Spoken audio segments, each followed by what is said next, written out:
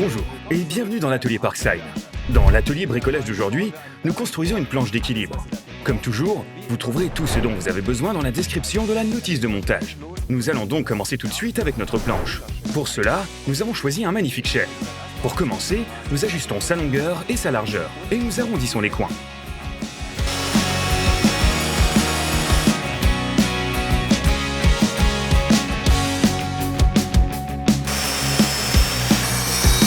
Bon, et maintenant, nous nous attaquons aux arrondis. Nous prenons un objet d'un bon diamètre. Nous le plaçons contre l'angle et nous dessinons l'arrondi avec un crayon. Ensuite, nous suivons le tracé avec la scie sauteuse et nous scions le long de notre trait de crayon. Et comme il est assez difficile, surtout dans le cas du chêne, de scier avec la scie sauteuse exactement le long du trait de crayon, je passe la ponceuse à bande sur l'arrondi. Ainsi, dans l'étape suivante, nous allons fraiser un cercle. Nous le faisons avec la défonceuse. Pour cela, vous devez d'abord utiliser la bonne fraise. Je vais maintenant utiliser une fraise à queue de 14 mm. Mais j'en ai encore une autre à l'intérieur. Il faut maintenant la retirer. Appuyons sur le bouton d'arrêt et libérons-la. J'ouvre dans le bon sens.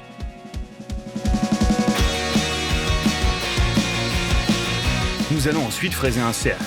Nous utilisons pour cela la défonceuse. Nous coupons ensuite ce cercle en deux.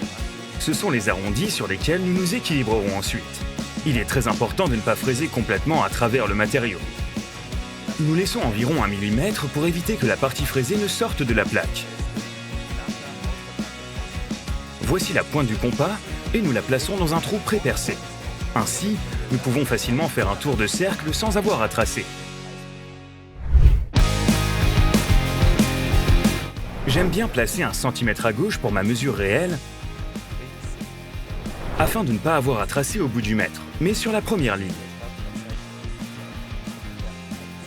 Je fais cela parce que si on place le crayon à la fin, cela ajoute l'épaisseur du crayon à la mesure réelle. Cela signifie que ta mesure a alors 1 mm de plus, ce qui est beaucoup. Je peux à présent régler ma distance réelle. Je peux ici longer les deux rails, descendre avec la fraise et regarder où le tranchant se termine sur mon trait.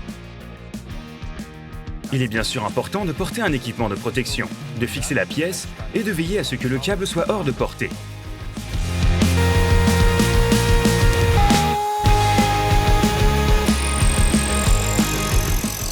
Et nous effectuons le dernier affûtage des bords avec la ponceuse à bande.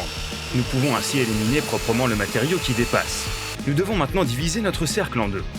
Pour cela, je dessine un point, relativement loin à l'extérieur de notre cercle. Et je pose le rail de 2 mm en dessous de ce point et sur le bord extérieur du trou de perçage. J'obtiens ainsi 2 demi-cercles parfaits avec l'épaisseur de la lame de scie.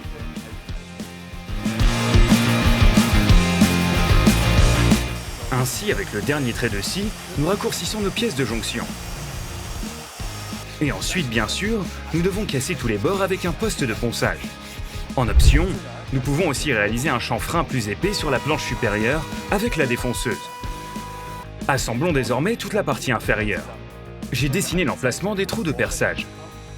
Nous allons maintenant pré-percer, abaisser bien sûr et visser le tout.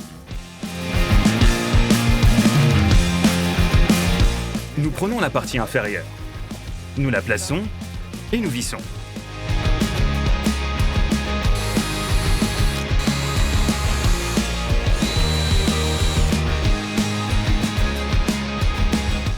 Nous y sommes presque. Il ne reste plus qu'à coller la bande d'accroche et à appliquer l'huile.